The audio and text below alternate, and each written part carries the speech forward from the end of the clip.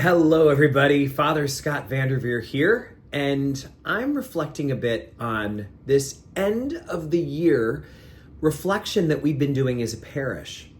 We decided to turn to our members of small groups here at St. Mary's and ask them three important questions about life in our parish. And they could answer these open-ended questions any way they wished. Our staff members broke up into teams that went out to the small groups to ask the questions and capture some of the responses of these parishioners and small group members. We decided that they would be the right ones to canvass for a couple of reasons. One is we have nearly 100 people in our parish in small groups, such a nice proportion of the people that come to Mass on the weekend. It means that pretty much 1 out of every 8 people who's at Mass on the weekend at St. Mary's is in a small group. And considering the fact that a number of our parishioners on the weekends are children and small groups are really designed for adults, that's a pretty remarkable number of people to be able to ask about these litmus tests of parish life. So because these questions are open-ended, people can answer them however they wish, but because they're standardized, we're getting a real glimpse of what this subpopulation of our parish has to say. More than 10% of our parish, but not just 10%, the 10% that cares enough about their investment in this faith that they not only come to church on the weekend, they also are part of a small group in addition to that. So, the first question, what keeps you at St. Mary's? The second question, what do you need from a parish that you're not getting here? And the third question, for 3 years, Father Scott has been saying that 5% of each parishioner's income is the amount that we need in order to have a vibrant parish. What do you think is standing in the way of every parishioner giving at that level?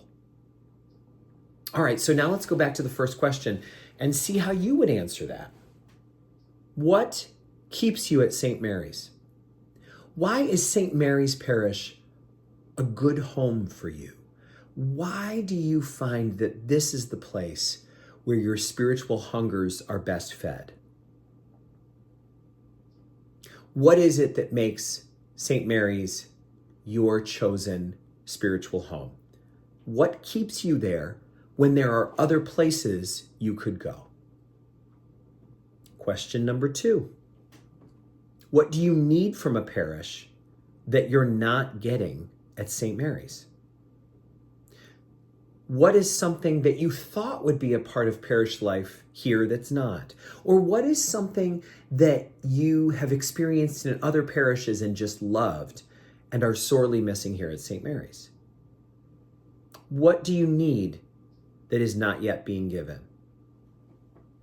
The third question, if 5% is what it takes for us to have a vibrant parish, what's standing in the way of people giving at that level? What's standing in the way of you giving at that level, if anything? Do you give a certain percentage of your income, a percentage that represents your values, your commitment to this parish community and this faith path? If not, what is it that determines your giving? Is it not a percentage, but a dollar figure per year? Is it a certain amount per week?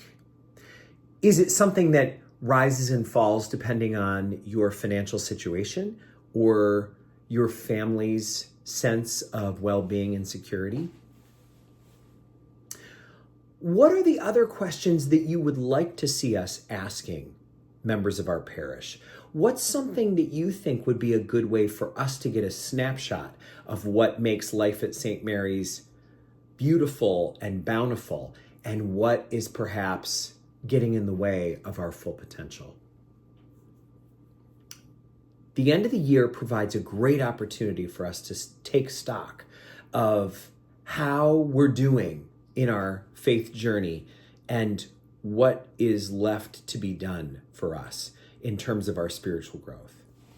I hope that you'll take some time to ask yourself some questions, to craft some questions that really will help you get at the meat of what is the real call of God in your life right now. What is God asking of you? What is God asking you to bring forth? And what does God want you to have that perhaps you haven't yet been able to find at St. Mary's? And maybe we can ask ourselves, how can we together make sure that our parish provides as much of a variety of the things that people most need and want as is possible? No parish can be all things to all people, but St. Mary's truly does desire to be the kind of parish that Pope St. John the 23rd envisioned. He said, every parish should be like a town fountain where everyone can come and take a drink. May that be true for St. Mary's and for all faith communities in the year 2025 and beyond. May God bless you as you begin this new year, and may God bless St. Mary's and all of us on this journey of faith.